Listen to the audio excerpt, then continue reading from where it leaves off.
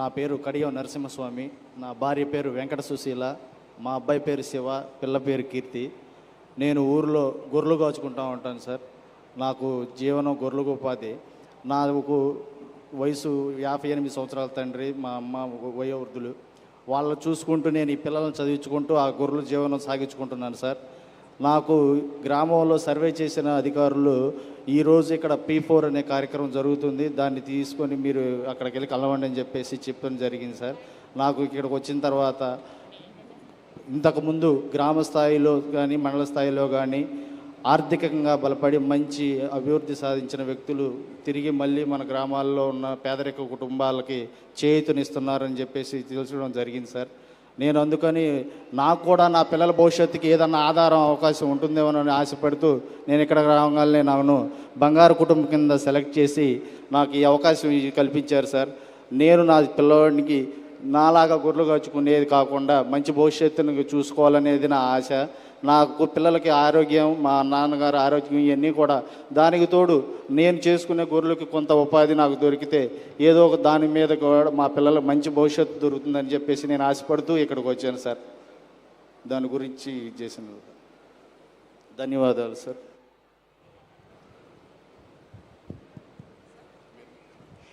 గౌరవనీయులు చంద్రబాబు నాయుడు గారే స్పందిస్తానంటున్నారు. ఓకే తమ్ముడు, నువ్వేం చదువుకున్నావమ్మా? నేను 10వ తరగతి చదువుకున్నాను సార్. మీ భార్య ఏం చదువుకున్నది? 8వ తరగతి సార్. 8వ తరగతి చదువుకున్నా. మీకు ఏమైనా పొలాలు ఉన్నాయా? లేవు సార్. మాకు పొలాలు ఏమి లేవు సార్. మీ తండ్రి తల్లి ఉన్నారు? అవును సార్. ప్రభుత్వ పరంగా ఏమైనా మీకు పెన్షన్ అవన్నీ వస్తున్నాయి? మాకు గవర్నమెంట్ తరఫు నుంచి మా నాన్నగారి పెన్షన్స్ ఇలాంటివి వస్తున్నాయి సార్. వాళ్ళకి కానీ ఆ పెన్షన్స్ తీసుకొని వాళ్ళు షుగరు సార్ మా నాన్నగారికి, మా అమ్మగారికి బీపీ సార్. వాళ్ళకి పని నిమిత్తం సరిపోతుంది, పనికి ఏమి వెళ్ళరు సార్. వాళ్ళ ఇంటి దగ్గరే జీవనోపాధి చూసుకుంటారు సార్. ఇక మా సాయంకాలం పూట దొడ్లు ఊడ్చుకుంటా గొర్రె పిల్లలకి మేతలు తెచ్చుకుంటా ఉంటాం సార్. ఇక అదే మా జీవనోపాధి సార్. నువ్వు ఒకటే పని చేస్తావు ఇంట్లో?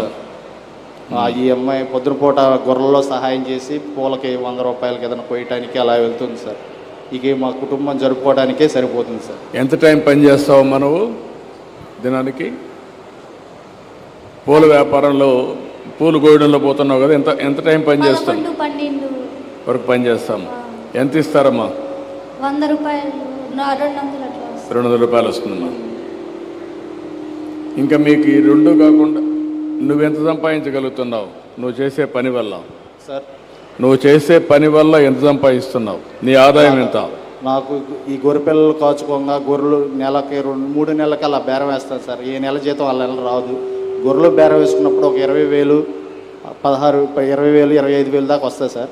ఇది నేను ఈ 3 నెలలు ఖర్చు పెట్టుకోవడానికి, పెట్టుబడులకి, గొర్రె పిల్లల మేతకి, నా కుటుంబంలో ఉన్న బియ్యం కట్టలు వీటికే సరిపోతుంది సార్.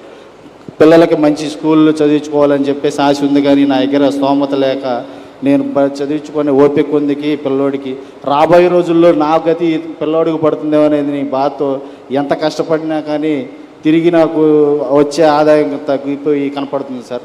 దానివల్ల ఈ అవకాశం ఏదన్నా నాకు ఉపయోగపడుతుందేమో అనుకుని ఇక్కడికి రావడం జరిగింది సార్. ఓకే అమ్మా, మీరు ఇప్పుడు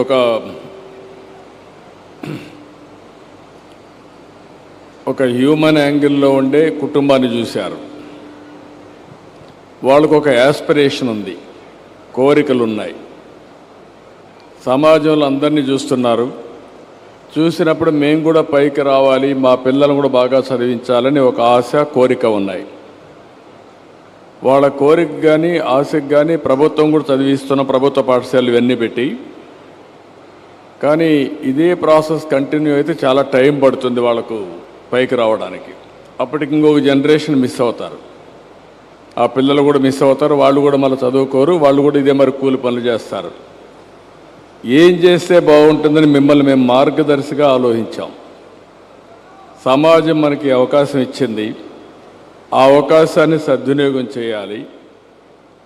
ఇటు ప్రభుత్వం, అటు ప్రైవేట్ అందరం కలిసి ఇలాంటి కుటుంబాలని పైకి తీసుకొచ్చి మనతో సమానంగా రాలేకపోయినా వారికి కూడా మెరుగైన జీవన ప్రమాణాలు ఇవ్వాల్సిన బాధ్యత మన పైన ఉంది.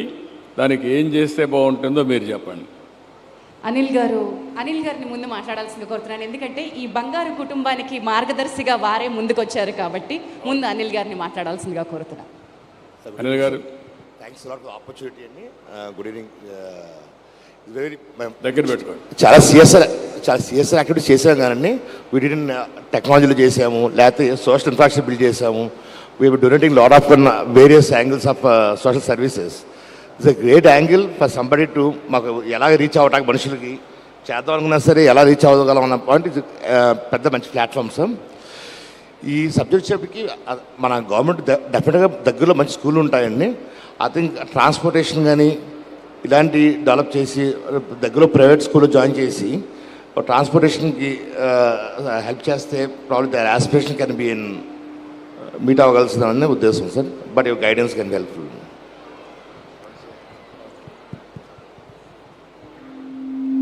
ఇప్పుడు మనం సమావేశమైంది ఇక్కడ